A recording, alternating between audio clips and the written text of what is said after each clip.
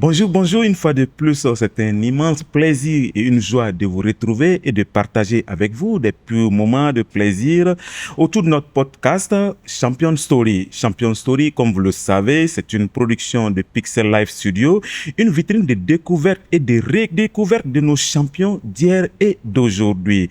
C'est donc autour de ce podcast que nous allons nous entretenir avec un ancien étalon qui vit football, qui respire football, qui a tout donné pour son pays, le Burkina Faso, et qui continue toujours d'œuvrer pour la réussite du sport au Burkina Faso. Après avoir joué avec les étalons, aujourd'hui, il se trouve être ambassadeur pour le sport au Burkina. De Marseille à Krasnodar, en Russie, en passant par Niort ou encore Libourne-Saint-Surin, il a tout donné sur les terrains de football. Il s'appelle Charles Kaboré. Aujourd'hui, ambassadeur pour le sport au Burkina, il continue toujours d'œuvrer pour le sport burkinabé d'ici et d'ailleurs. Charles Kaboré est avec nous. Bonsoir, Excellence. Bonsoir, Kader. Et merci d'être des nôtres. Merci beaucoup. Alors, Excellence, capitaine des étalons hier, aujourd'hui ambassadeur pour le sport. Racontez-nous un peu cette mutation-là. Bon, je pense que le sport, c'est toute ma vie. Et depuis tout petit, j'ai œuvré pour être le meilleur dans mon domaine. Et déjà au quartier, quand je m'amusais avec mes amis, et jusqu'à arriver à ce niveau-là, être professionnel, maintenant ambassadeur pour le sport. Et je rends hommage et je remercie le président, le chef de l'État, le capitaine Ibrahim Traoré, pour sa vision globale dans le domaine sportif et tout ce qui est lié à la jeunesse, à l'emploi et à la culture du Burkina.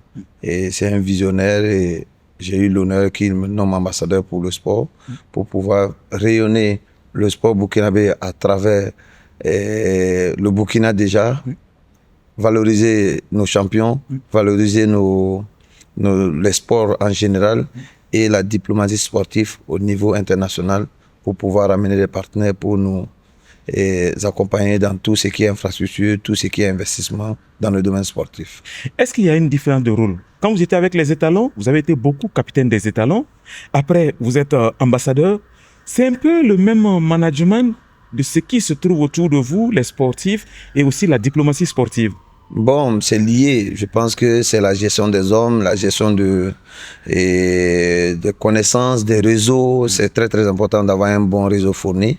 Mais c'est bien aussi d'être ensemble parce que les idées s'unissent pour former un bon partenariat.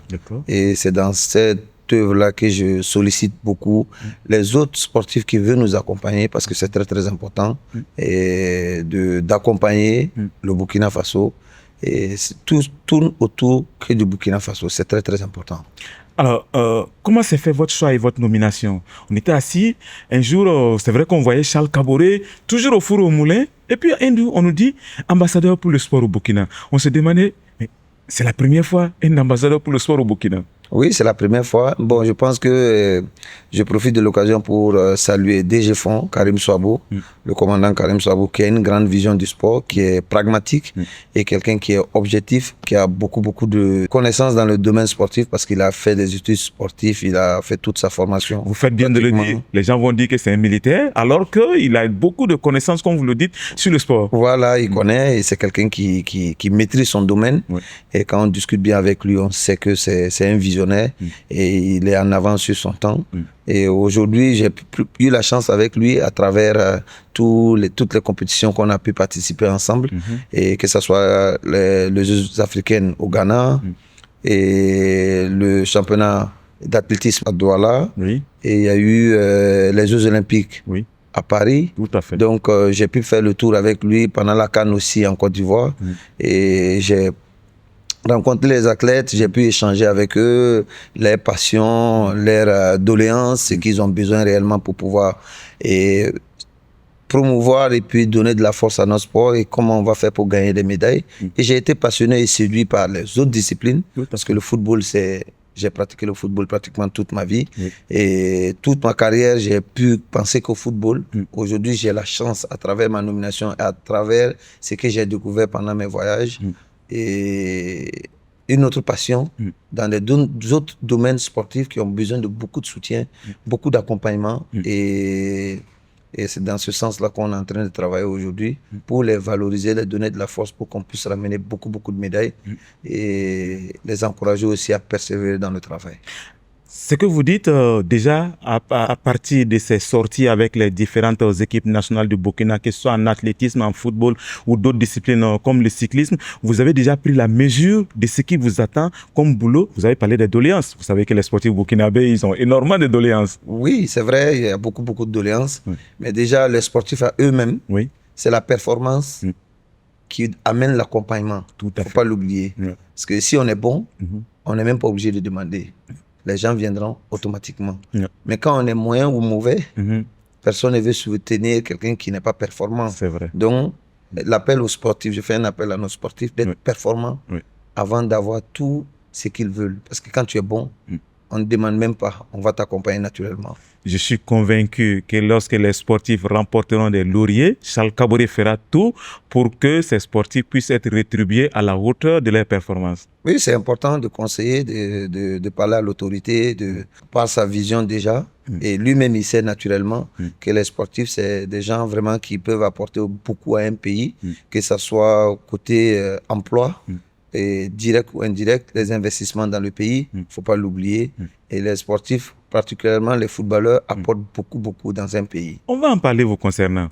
Alors, Excellence, dites-nous, comment se passe une journée de l'ambassadeur Charles Kaboré pour le sport que vous êtes?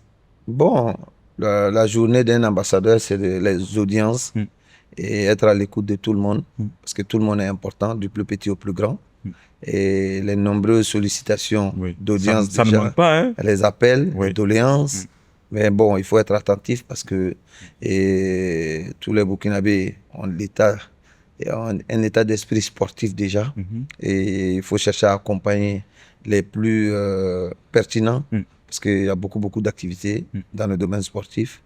Et je pense qu'aujourd'hui, on est sur le bon chemin pour un accompagnement concret, efficace pour le Burkina Faso. Alors, et une journée off, le jour où vous n'avez pas d'activité, un week-end, qu'est-ce que vous faites? Bon, le seul jour qui est off, c'est le dimanche. Mais souvent, la plupart du temps, les dimanches, il y a des compétitions, ou athlétisme ou football. Donc, je n'ai pas de journée off.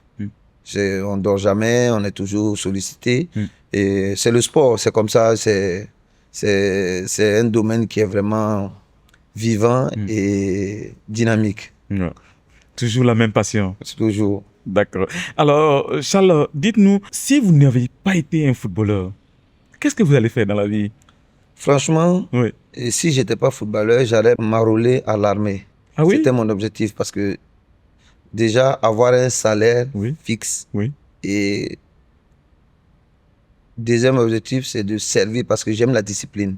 Tout ce qui est lié à la discipline, à la rigueur, tout ce qui est carré, j'aime beaucoup. Donc, j'allais peut-être chercher à jouer à l'USFA déjà, parce qu'à l'époque, l'USFA était vraiment fort et performant. C'était une équipe structurée. Jusqu'à présent, je pense qu'aujourd'hui, l'USFA le démontre à travers les investissements qu'ils ont pu avoir par rapport au transfert et le sérieux qu'ils ont eu toujours. Et dans le domaine sportif, c'était ce que je voyais parce que je ne voyais pas faire autre chose. Si je ne réussissais pas à devenir professionnel, peut-être c'est de venir jouer à l'USFA et puis m'enrôler pour l'armée. La rigueur dont vous parlez, Excellence, c'est peut-être cette rigueur qui vous a fait donner le brassard de capitaine avec les étalons et vous ne manquez pas de porter la voix auprès de vos coéquipiers pour qu'ils se mettent à la tâche et qu'ils fournissent des efforts. Bon, c'est pas simple. Vous savez, souvent dire certaines vérités et le dire toujours en face, c'est compliqué. Ça crée un peu de frustration, mais ce que j'ai à dire, je le dirai toujours et ça sera toujours en face. Et quand on veut avoir des résultats, il faut être toujours sérieux, être vraiment courageux et être dans la vérité, toujours, tout le temps. Il n'y a pas de favoritisme. Celui qui mérite restera toujours. Le domaine sportif, il n'y a pas de demi-mesure, il n'y a pas de moitié, il n'y a pas de demi, c'est à 100% où tu ne réussis pas. Alors, le football, pour vous, pour ceux qui vous ont connu au Burkina, ça a commencé véritablement à Bobo Dioulasso, au centre IFA Matruku, avec Famoso Sanou. Racontez-nous un peu cet épisode de votre vie là. Bon, je n'étais pas voué à devenir un footballeur parce que moi-même, je n'ai jamais eu confiance en moi. Ah oui? Dès tout petit, je n'avais pas confiance en Pourquoi? moi. Je jouais pour jouer. Je ne sais pas qu'est-ce que j'avais. J'étais quelqu'un de normal qui jouait pour s'amuser simplement. Et à chaque fois qu'on disait tu es bon, bon, je prenais pas ça au sérieux. Je me disais bon, et peut-être que c'est pour me faire plaisir et tout. Mais au fur et à mesure qu'on avançait, ça avançait. Bon, j'ai dit peut-être c'est pas mal, mais je continuais toujours à me battre, à travailler. J'ai toujours été travailleur. Et je me rappelle que Famoso, quand on est arrivé au centre, et bon, j'avais un peu de problème de moyens parce que j'ai perdu mon père. Et j'étais chez un de mes oncles. Bon, pour manger, c'était un peu compliqué.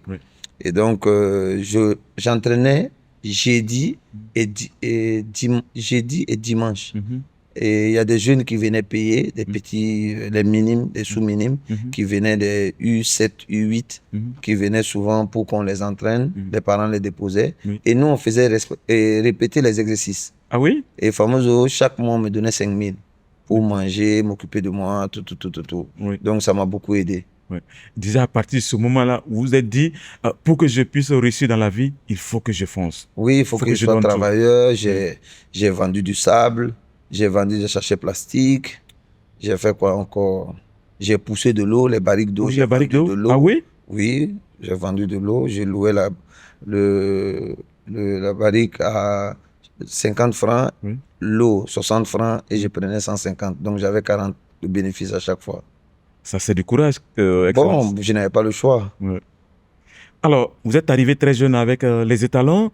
Vous vous rappelez de votre premier match avec la sélection nationale? Oui, la sélection nationale, bon, je vais commencer par les cadets d'abord. Oui, c'est vrai. Et je suis arrivé en cadet. Bon, on a eu le temps de jouer avec les Alain Traoré. Guira, vraiment, on était au centre ensemble. Tout à fait. Et il y a eu qui d'autre encore? Alain, Guira, Ossalé. Oui. Bon, c'est notre génération. Tout à fait. Les Daouda Diakité. Voilà, Diakité. Diakité était un junior en ce moment. Diakité était un peu plus âgé que moi. Les Lengani. Oui.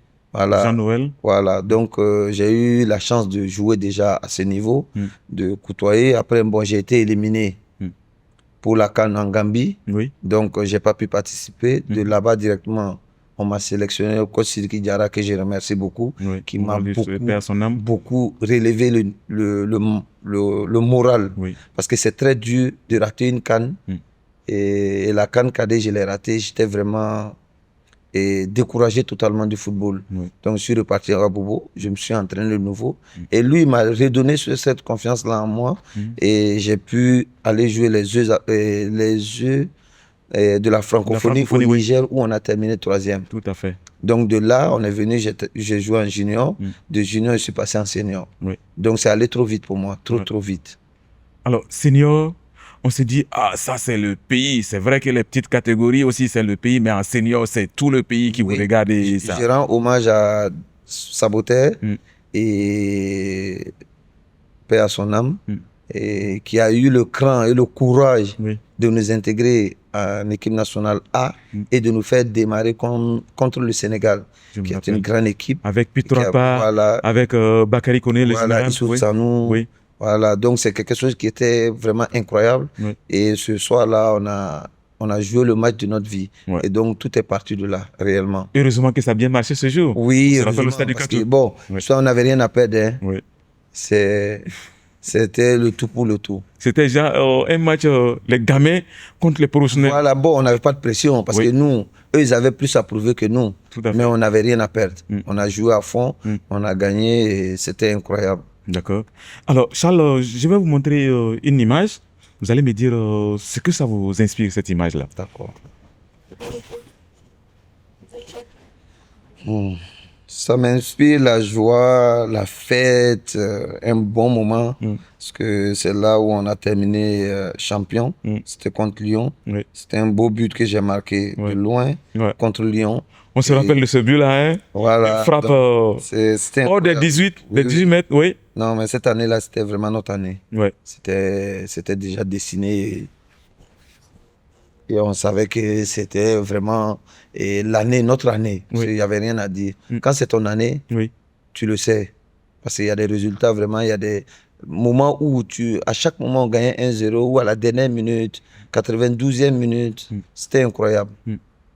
Alors, Charles, on a remarqué quand vous étiez avec les étalons, vous aimez beaucoup parler en langue. Si ce n'est pas en Djoula, c'est en Moré. Ça vous permettait de souder, de fédérer les joueurs autour de vous. Oui, et de vous faire comprendre votre message. Tout le monde était important. Oui. Celui qui a été sélectionné aujourd'hui ou celui qui est là depuis 20-30 sélections, on était tous ensemble. On était une famille.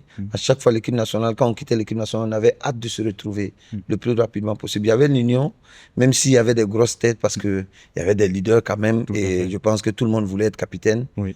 Bon, moi, j'ai jamais pris le capitana comme un fin en soi. Pour moi, c'est naturel. Ouais. Et c'est quelque chose qui était là naturellement. Et fallait que... Parce que pour moi, dans ma tête, tout le monde était capitaine dans l'équipe. Il n'y a pas que moi. Il y a des fois, je ne parlais pas. J'ai donné la voix aux autres de parler, de s'exprimer. Et le brassard nous appartenait à nous tous.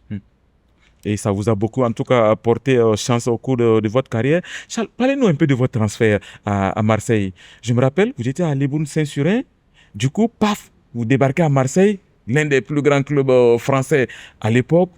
Le stress, la pression, comment vous avez géré tout ça? C'est parti trop vite. Je pense que quand je suis déjà arrivé en France, et le premier test, quand j'ai fait, je suis arrivé jeudi matin. Et l'équipe devait jouer vendredi après-midi. Oui. Donc, je suis allé au centre d'entraînement directement au stade. Parce que la veille du match, ils s'entraînent au stade le matin. Tout à fait. Et quand je me suis assis sur le banc, j'ai regardé, ça partait trop vite. J'ai dit, je vais échouer. Ça, c'est une certitude. Je sais que vous nous avez dit que depuis votre enfance, vous n'avez pas confiance en vous. Non, j'ai dit, je vais échouer. Mais c'était le moment d'avoir confiance en soi, Excellence. Il faisait froid.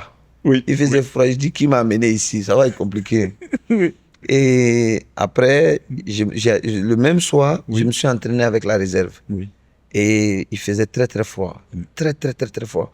Et en plus, on ne me donnait pas le ballon, il ne me donnait pas les passes. J'ai joué au moins 1h30, j'ai même pas touché 3 ballons. Comment est-ce qu'on peut jouer comme ça? Mais quand tu es étranger et quand tu es nouveau, ils nous ont tendance à ne pas te faire confiance, ne pas te donner le ballon, vous savez. Hein? Voilà, tu vas prendre la place de quelqu'un. Donc bon, il y a ce truc-là qui est là. Mais je courais quand même, je faisais des efforts, mais je ne sentais pas mes jambes. Mes orteils, bon, à partir de moins 2 degrés, moins 3 degrés, à 18h, il y a les rosées sur le terrain. Et tes pieds sont mouillés, c'est très, très compliqué. Très, très... J'avais déjà échoué même avant même que j'arrive. Dans la tête, j'ai dit, ici, c'est pas pour moi. Mais contrairement à la suite de la carrière à Marseille, vous avez explosé. Non, ça, c'est les débuts. Le début, oui. Ah, on s'adapte. Oui. Et au fur et à mesure qu'on avançait, les entraînements, je me suis entraîné avec la réserve 2 fois. Oui. Et j'ai commencé à m'entraîner avec l'équipe première à partir de lundi. Donc, il y a des fois, je partais avec la réserve quand l'équipe première ne s'entraînait pas. J'ai fait 2 semaines comme ça avec eux. Et donc, à la fin, le coach m'a appelé un mercredi, je me rappelle.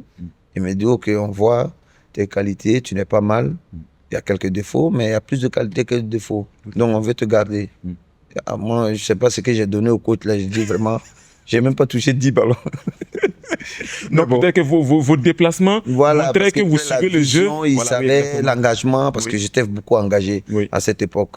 C'est plus physique que technique. Surtout donc, quand vous savez d'où vous êtes venu. Voilà, il ne faut pas se quand il m'a louper. dit ça, j'ai vu, j'ai dit aussi, moi aussi, je vais tirer ma valise pour rentrer à l'aéroport maintenant. J'ai vu tout ça. J'ai vu ma vie défiler du Burkina, de Bobo à Ouaga, de Ouaga.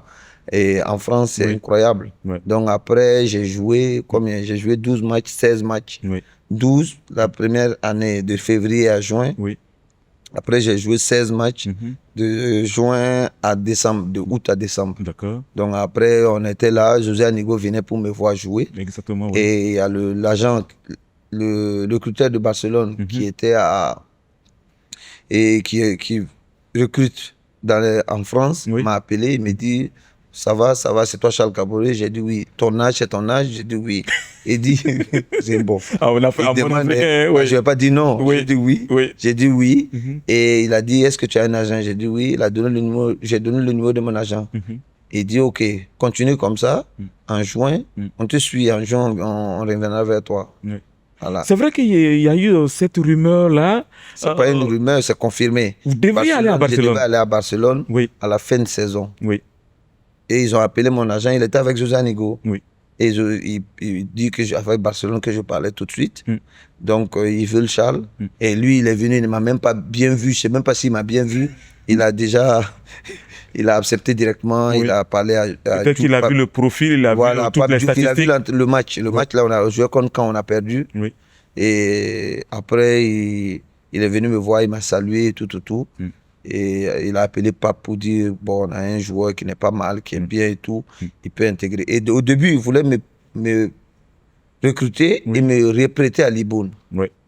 J'ai dit non, je vais aller m'adapter à Marseille. Oui. Je ne peux plus retourner à Libourne, c'est fini. Oui. Parce que peut-être si je retourne à Libourne, Oui. les mêmes joueurs qui étaient avec moi, qui me voyaient différemment, ils vont me voir différemment encore. Disant il a le statut de Marseille, peut-être qu'il a pris la grosse tête, ils allaient me créer des problèmes. Peut-être que j'allais retourner à Marseille, pas bien. Donc j'ai voulu rester là-bas, me former, apprendre et tout. Et quand je suis arrivé là-bas, c'est un autre niveau. Ah non. À Libourne, on amenait les maillots, les équipements de août à décembre. On t'amène un short aujourd'hui, on amène le sous-vêtement demain. Dans une semaine, oui, c'est un club qui est moyen, c'était vraiment moyen. Ah oui? Oui, on a nos équipements, on les donnait en détail. Et quand je suis arrivé à Marseille, ils m'ont déposé 2 grosses valises. Tout est rempli. Rempli de tous les équipements de l'année. 4 polos, 4 t-shirts, 3 sous-vêtements, Ligue des Champions, domicile et extérieur. C'est les parkas, sac à dos, tous de toilettes. J'ai passé toute la nuit à fouiller les équipements. Vous avez tout vérifié? C'était incroyable. Ouais. Incroyable. C'est extraordinaire. Alors, je me rappelle d'une phrase que vous m'avez dite à la CAN 2013 en Afrique du Sud. Vous m'avez dit, il faut aller là où on te veut et non là où tu veux aller. C'est ça. Cette phrase-là, le message c'était quoi? Je voulais jouer au Real, mais le Real ne me voulait pas. Je voulais jouer à Barcelone, souvent ils ne me voulaient pas. Maintenant, là où on me veut, c'est là-bas où on va bien me traiter. Tout à fait. Souvent, mieux vaut être petit, grand chez les petits, que d'être petit chez les grands. Ça, c'est un conseil pour vos jeunes frères qui sont dans le football. Parce qu'il y a une frustration naturelle qui se crée si tu ne joues pas. Un joueur qui joue dans un grand club qui ne joue pas, ça ne vaut pas mieux qu'un joueur qui joue dans un petit club et qui est titulaire. Pas du tout. C'est le logo seulement qui change, mais le statut, celui qui joue vaut mieux que toi. Le football, c'est le jeu. Il faut jouer parce que quand tu rentres à la maison, c'est ce point-là que tu fais. Tu rentres, tu es content, même si tu as perdu, même si tu joues dans un club moyen. Mais le fait de jouer régulièrement, tu progresses. Mais quand tu ne joues pas, il y a une frustration naturelle qui se crée. Tu te sens inutile, pas utile. Et c'est trop dur. Alors, vous m'avez parlé du froid en France, quand vous êtes arrivé à Marseille, moins 2 degrés. Après, c'est un transfert en Russie, où c'est encore un froid immense, un froid terrible. Alors, en allant dans ce pays-là, quelles étaient les ambitions? Est-ce que c'était forcément le gain financier ou bien c'était de franchir un autre palier dans votre carrière? Au début, c'était le gain financier. Ah oui? On n'allait pas jouer tout ce ballon-là pour venir s'asseoir, tu n'as pas à manger. Ah oui, c'est compliqué parce qu'en France, tu payes les impôts. C'est très compliqué. Et avec la vie qu'on mène, réellement, c'est dur parce que tu dois t'allier aux autres. Si quelqu'un a une belle voiture, il faut que tu aies une belle voiture aussi. C'est naturel. C'est naturel. Il faut dormir dans un bon endroit. Il faut s'habiller convenablement. Tout à fait. C'est très important. Les footballeurs, c'est les marques, hein? Il faut, bon, quand tu as, à notre âge, là où on est maintenant, la marque, quand on dit l'habit ne fait pas le moine, on ne comprenait pas le sens. On disait, bon, c'était les Louis Vuitton, les Gucci. Maintenant, tu me donnes Louis Vuitton, Gucci, je ne vais pas la porter. Non. Parce que la marque ne doit pas apparaître, tu ne vas pas faire la publicité de quelqu'un d'autre. Donc, c'est maintenant qu'on comprend ça. Mais, il y a des étapes dans la vie. Tout le monde, quand tu es quitté de 0 à 100, tu vis la vie de 100. Exactement. Et tu deviens fou. Après, vous avez plus gardé la tête sur les épaules. Non, j'étais fou à un moment. Ah oui? Quand j'arrivais à Marseille, il y a la folie qui m'a pris. Les Vuitton par-ci, Vuitton par-là. Mais ça arrive à tout le monde, c'est normal. Tout à fait. C'est normal, il faut passer par là. Mais, Excellence, on va dire capitaine, mais vous avez pu cacher ça, on n'a jamais vu ces appareils au Burkina. Moi, je ne suis pas trop... Vous n'êtes pas bling-bling? Non, pas trop bling-bling. Mais j'ai été à un moment. Quand, j'avais le vent frais sous le nez, j'étais bien. Quand c'est nouveau, c'est bon. Mais quand tu dures dedans à la fin, bon, tu te dis que bon, il y a un temps pour tout et tu passes à autre chose. Mais la Russie, c'était concret. Et quand je suis arrivé d'abord, c'était le gain financier. Je gagnais ce que je gagnais à Marseille en brut. Ce que je gagnais brut à Marseille, c'est ce que je gagnais en net là-bas. Donc, et eux, ils me voulaient. Le coach, j'étais la priorité du coach à 200%. Et Marseille, j'avais fait déjà le tour. Oui. J'avais fait le tour. Oui. Fallait aller dans un nouveau endroit, avoir un nouveau souffle, une nouvelle vie, découvrir. Autre chose. Donc, je suis parti en Russie. En ce moment, il y avait beaucoup de joueurs. Il y avait Hulk qui était là-bas, il y avait Vixel. Oui. Le championnat russe vraiment était vraiment relevé parce qu'il y a la Coupe du Monde 2018 qui devait Tout à fait, organiser. oui, oui. Donc, ils ont mis tout en œuvre. Une campagne de promotion du pour pays et relever de le son niveau championnat. comme ce que l'Arabie Saoudite fait aujourd'hui. Exactement. À l'époque, c'est la Russie qui le faisait. Donc, bon, je pense que je ne me suis pas trompé. Quand je suis arrivé en Russie, c'était vraiment incroyable. Ouais. Je me sentais important, je me sentais utile et je me sentais aimé naturellement par les supporters, désiré. Ouais. C'était incroyable. Vous avez fait beaucoup de fins en Russie. Voilà, c'était bien, j'ai beaucoup aimé. Même le froid. Ouais. En décembre, le championnat s'arrêtait et ça reprenait en mars. Oui. Donc, les 3 mois, nous, on faisait 1 mois et demi de vacances. Oui. Et après, on venait le 15 janvier et on faisait les tests médicaux et on partait à Abu Dhabi, Dubaï, après l'Espagne. Tout à fait. Donc, avec la famille. Oui. Donc, on restait le matin, on s'entraînait. Oui. Et l'après-midi, on restait avec la famille, les enfants, on jouait. Et le lendemain, on s'entraînait encore le matin. Donc, c'est plus vie familiale qu'entraînement intensif. Pendant les 2 mois, on était plus en vacances encore et on revenait. C'était vraiment incroyable.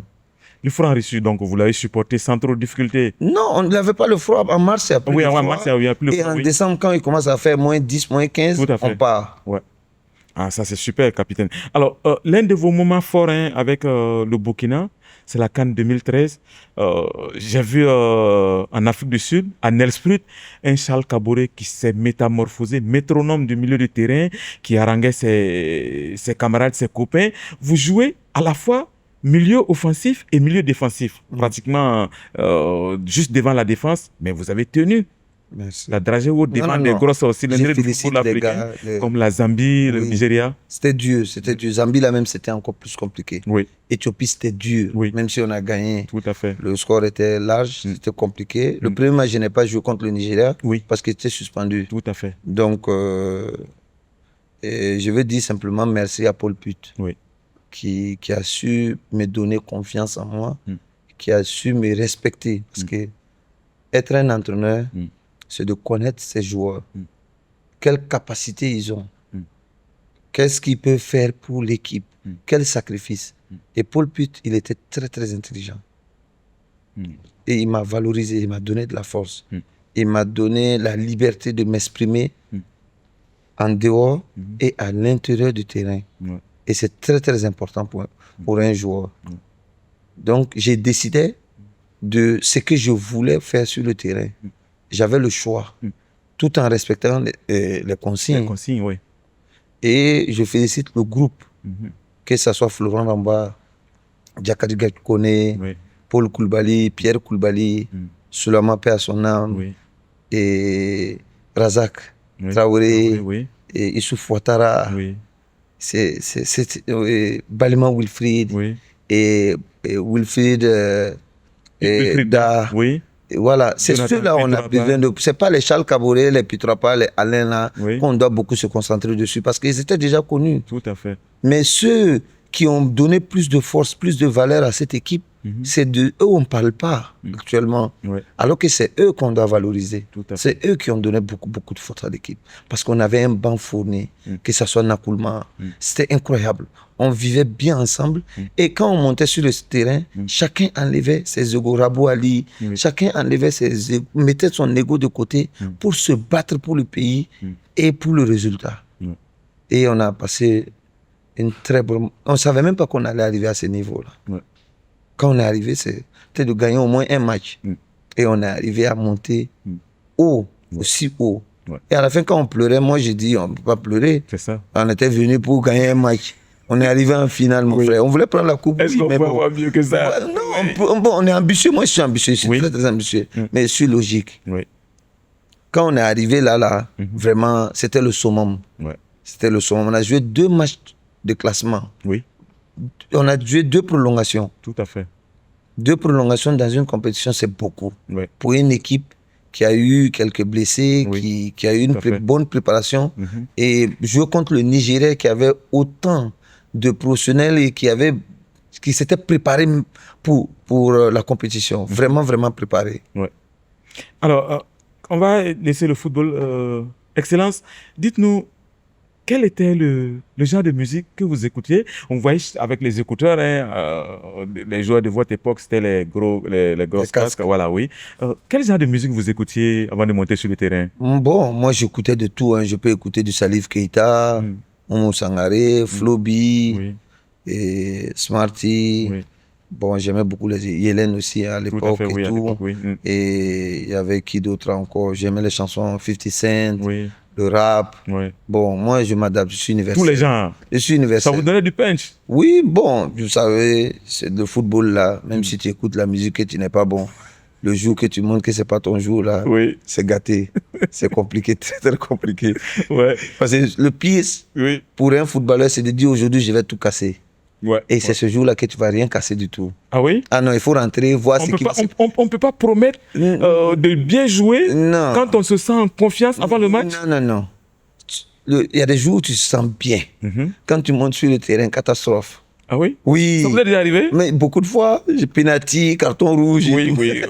On se rappelle un peu, oui. À Marseille, ils m'ont sifflé. Je votais contre Lorient, c'était incroyable. Oui. On jouait contre Alain là en plus. Oui, oui. Et il est venu pour me voir à la fin du match. Oui. Ah, j'ai dit, mon frère, on ne peut pas parler. Ouais. Carton rouge, pénalty, on Oui. a perdu 3-1. Qu'est-ce que tu vas venir me raconter? Vraiment, il y a- Ah non, non, non, non, pardon. Vous êtes senti coupable Non, oui, c'est J'ai gâté le match. Ouais, ouais, ouais. Ah, j'ai gâté le match. Donc, souvent, tu peux être déterminé et monter sur le terrain, zéro. Ouais. Mais souvent, tu peux dire aujourd'hui, je ne suis pas bien. Et c'est le jour où tu vas, même si tu ne veux pas, tu vas être bon. Ouais. C'est comme ça, c'est aléatoire. Le Tout à football, comme ce qu'on dit, la vérité d'aujourd'hui n'est pas celle de demain. Tout à fait. Et le football aussi, ça va très vite. Ça va trop, trop vite. Ouais, ouais, ouais. Quand on dit ça va vite, Oui. moi, je n'écoutais pas. Oui. C'est quand on est arrivé aux 34 ans, 33 ans, qu'il n'y a plus de club là, Oui. que tu te dis, ça va vite. Hein. Mais ça vous a surpris? Ça va trop vite. Ah oui. Alors, on va revenir à cet épisode-là, la fin de la carrière. Charles Kaboé, 100 ans et sans sélection. Avec les Étalons, c'est pratiquement un record. Oui, bon, au début, c'était pas voulu, hein, c'était pas ce que je recherchais vraiment.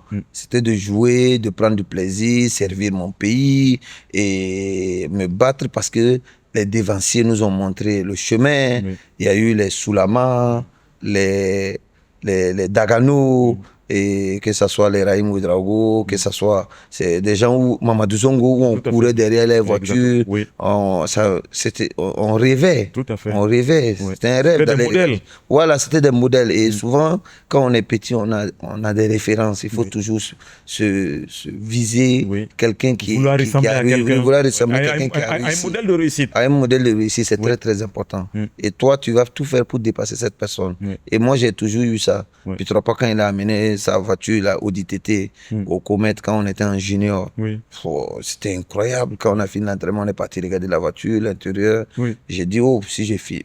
Dès que j'ai réussi seulement, c'est cette voiture-là que je vais acheter en premier. Oui. Et quand j'ai signé à Marseille, c'est Oui. cette voiture-là que j'ai achetée. Ah oui? Ah oui, c'était ma première voiture. Bravo. Souvent, c'est une décision. Oui. Alors, dans les vestiaires, quel est le message que vous passez? Racontez une anecdote avant un match. Comment vous faites pour, Avant un match, pour vous motiver? j'ai dit, les gars, je vous demande pardon. Je vais insulter. Je vais crier, Oui. mais je demande pardon d'avance. Oui. Celui qui n'est pas content à la fin, Oui. il vient me dire, je vais m'excuser encore de nouveau. Tout à Mais fait. je vais crier. Oui. Chacun n'a qu'à rester dans son rôle. Oui. L'attaquant, c'est l'attaquant. Oui. Le milieu, c'est le milieu. Mhm. Le défenseur, c'est le défenseur. Tout à fait. Personne ne va jouer le rôle de l'autre. Oui. Donc, chacun joue son rôle. Oui. Les attaquants, ils attaquent. Nous, on défend pour les donner. Tout à fait. Voilà. Il ne peut pas attaquer et puis défendre. C'est pas possible. Ouais. Donc, on essaie de tout faire pour soulager Ouais. les attaquants, de défendre Ouais. beaucoup. Mhm. Donc, on se disait ces vérités-là avant de sortir. Alors, est-ce que vous avez une routine actuellement que vous avez arrêtée, une routine que vous faites dans la journée ou en temps de repos? Après le foot, vous jouez encore au foot par moment? Oui, bon, j'ai eu avez la le temps? chance de jouer au Five un peu quand j'étais en France, Oui. quand j'ai arrêté. Mhm. Et donc, j'ai fait un terrain de foot à 7 Mhm. où je joue avec quelques amis Oui. et les lundis et les vendredis Tout à fait. pour m'échauffer un peu. Oui. Parce que bon, le foot, on ne peut pas l'oublier totalement. Mhm. Maintenant, c'est football loisir. Oui. Voilà. Vous jouez juste pour vous faire plaisir. Voilà, dès que mon corps commence à se sentir pas bien, je sors, je m'assois. Voilà, j'ai rien à prouver à quelqu'un. On me paye pas pour ça. Donc, je me fais pas mal à la tête. D'accord. Alors, Excellence, en plus d'être un promoteur immobilier, vous avez commercialisé aussi les carreaux, Céramiche Kaboré. C'était préparé à l'avance de se reconvertir de cette façon-là? Bon, c'est une passion. Oui. La construction, j'ai été toujours passionné par la construction. Déjà, me rassurer déjà que si je rentre au Burkina, j'aurai quelque chose au moins à manger. Tout à fait. Voilà. Et un toit pour dormir. Voilà, un toit pour dormir. Oui. Donc, c'est ça qui a amené la construction des mini-villas. C'est le batorium, après les villas, après l'immeuble. Donc, quand j'ai donné à l'agence immobilière de gérer, c'est qu'on devait me reverser. Je n'avais même pas un quart de ce que je devais recevoir. Ah oui? Oui, parce que le locataire n'a pas payé et il y a eu beaucoup de soucis. Bon. Donc, j'ai eu beaucoup de problèmes et j'ai dit, OK, pourquoi pas créer mon propre agence que moi-même je peux suivre. Pour gérer vos propres biens immobiliers. Donc, c'est dans ça que j'ai créé l'agence immobilière. Et donc, il y avait un besoin de vigile et que je payais beaucoup trop cher à chaque mois. C'est chaque vigile, normalement, je payais à 120 000 par vigile. D'accord. Alors que souvent, il y a des agences qui payent les vigiles à 40 000 le mois. Donc, j'ai dit pourquoi pas créer mon propre agence et les payer au moins 20 000 de plus que les autres. Tout à fait. Et puis faire à 60 000. Et relouer peut-être les vigiles à d'autres locataires qui louent mes maisons. D'accord. Et l'idée est venue de là aussi. Et donc, les femmes de ménage aussi, créer une agence de femmes de ménage à l'intérieur. Ah oui? Oui. C'est une société pluridisciplinaire, on va dire. Hein? C'est important parce que les femmes de ménage, c'est important. Tout à fait, Pour le nettoyage, pour le besoin et tout. Donc, j'ai pu créer ça à l'intérieur de l'agence immobilière. De la société immobilière. Voilà, donc ça fonctionne bien. Franchement, j'ai des bons collaborateurs qui sont vraiment travailleurs. Au début, j'écris, mais bon, à la fin, c'est pour qu'on s'améliore et puis on avance tous ensemble. Maintenant, on a bien pris le rythme et c'est très, très compliqué. Charles, très compliqué. C'est toujours un plaisir d'échanger avec vous parce que vous avez tellement donné à ce football burkinabé. Vous avez servi de modèle à plein de jeunes.